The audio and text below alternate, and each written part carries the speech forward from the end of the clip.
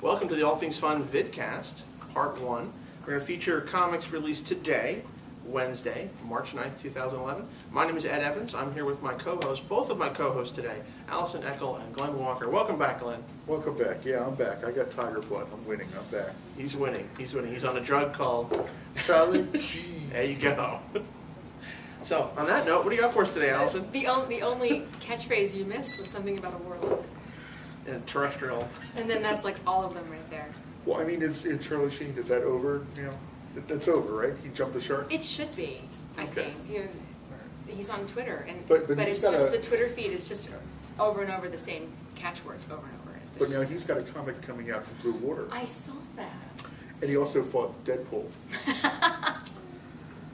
That seems appropriate. So, I mean, this is on topic. Yes, oddly enough, it is on topic.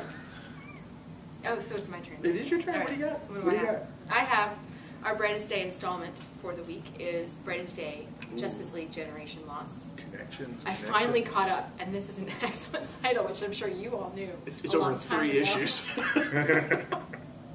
I know. I finally sat down and read the whole thing. And last issue, they Maxwell Lord shot Blue Beetle.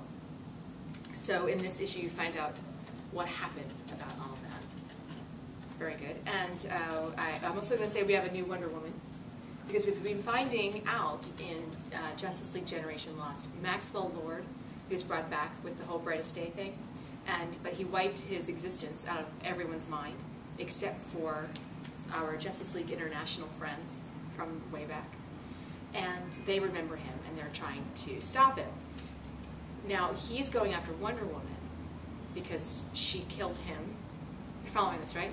But he can't find her. Now, apparently, she's been wiped out of existence as well, which we're thinking dovetails, we hope, is dovetailing into the Wonder Woman reboot, and how she's all in a crazy place with a crazy outfit, battling crazy people. And there's other good stuff in there. Well, yeah, there's the big reveal at the end. We find out who may be behind it. Right. We see somebody with the little avatars of Wonder Woman. There's been little voodoo dolls sort of things of her in different outfits placed around different event scenes in her title. Dolls. Yes, and so somebody at the end has them in his pocket, and we think might be tied into. Well, geek that I am about Wonder Woman, that actually indicates another Wonder Woman foe, other than the one they reveal. Ah, so that's. Yes. Should I talk about that, or I'm surprised. I'm happy that we have Giganta, Cheetah, and Silver Swan in there. Yes. Albeit new versions. Right, because everything's different. But it's interesting. The reveal indicates one villain that could be behind it, but little dolls. That's Laya, daughter of the Duke of Deception. That's way in the Golden Age. I'm the only one on Earth that knows that. The only one. So good things coming and possibly tying together, possibly, with Brightest Day, Justice League Generation Lost, and Wonder Woman, the all-new Wonder Woman. Shall I continue, or shall I move on to you guys? Go for it. Let's hit another one. Okay. Also, when Blue Beetle was shot last month, we also had the Death of Oracle storyline in Birds of Prey. It was a big dead week. People dying all over the place, or did they? And so we have Birds of Prey number 10, Gail Simone, ties in with the Batman, it's over here, Batman Incorporated logo.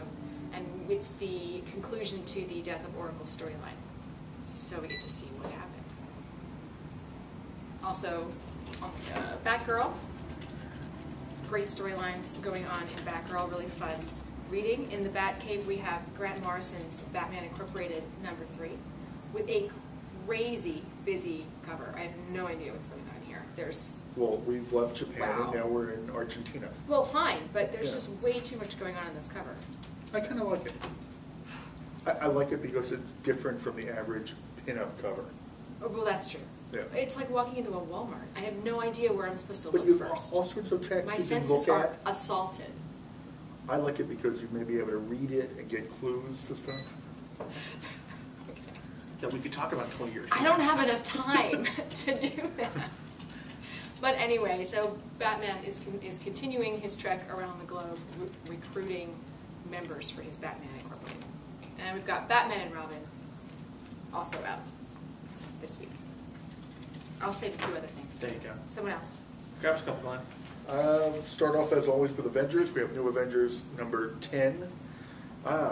Avengers 1959. They're trying to redo an old story idea. 1950s Avengers from What If in the 1970s. Idea that the Avengers existed decades ago. Interesting membership. You've got Dominic Fortune, Sabretooth, Kraven.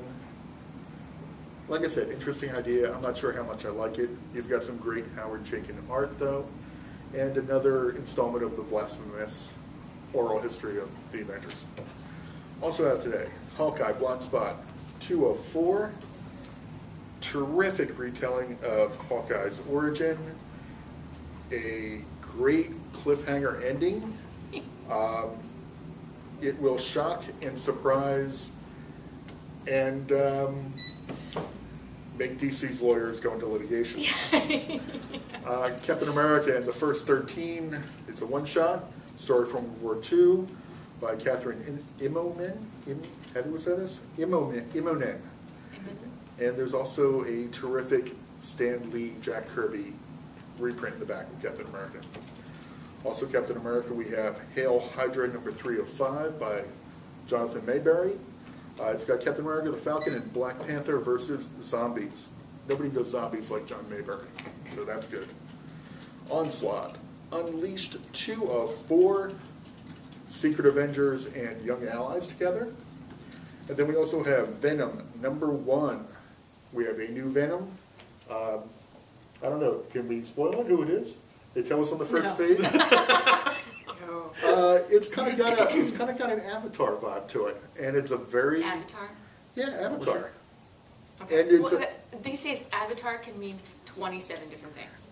James Cameron's Avatar. Okay, okay. thank you. Yes. I think Airbender. And I don't think Blue People. And I kind of like this. Okay. It's not the Venom that we know. It's a new guy. It's a character that we all know. But I like this version. Nice. All right. All right, it's going to be a big book. Speaking of big books, before I jump in, I've got lots of stuff to cover this week, because once again, they've only selected like 4 books each. Hey. But I've got 10. Nice. But let me take a minute or two to talk about Marvel's new event coming out, Fear Itself. Got a phone call this week from fan favorite writer Matt Fraction, which is crazy. Calls the store. It's like, hey, Ed, let me tell you about Fear Itself, which is pretty impressive because I'm suffering from event, overload. Yeah, just enough. But he got me really excited. You've seen it in a lot of the Marvel books already. It's going to be the big 7-part series coming out this summer. He assures me that you will not have to, mortgage your home to read this story, that you can read the 7 key books and really enjoy it. It's the one with the logo thing on it that Absolutely. we talked about last That we talked about last week, that's right. You know what, and he gave me a little tidbit that we're allowed to talk about. Basically, Odin is back, for those who missed it. Odin has returned. And it turns out that Red Skull discovers that Odin, in fact, is not the All-Father, that he is not the head god, that there is an antithesis, if you will, another side, another camp, another dark All-Father. So Maury Povich has got to find out who the real All-Father is. Yes. Well, I don't. Matt assures me there is no Maury Povich sequence, okay. So that's good in Fear Itself, thank God. But there is the Prelude is coming out. Oh boy, the time's flying by. The Prelude is coming out this month in March, and then the first book for Fear Itself comes out in April 6th. So I'm very excited. It's got a battle between Odin. I guess his powers are based on faith. They had powers Odin, whereas this other creature, this dark All-Father, his powers are generated from fear. Parallax. So, no. And actually, Crossing honestly, universes again. I was not excited about this, but when you were telling us about it, Right? I'm on board. Parallax. I had to. You had to. It just brings it screeching halt into a wall. But it's good timing because we are out of time for part 1. So stick with us. We'll be right back with part 2 of the show, where we'll talk about the rest of the comics coming out this week. And we'll get Glenn to review some really bad comics. So we'll be right back. Don't go anywhere.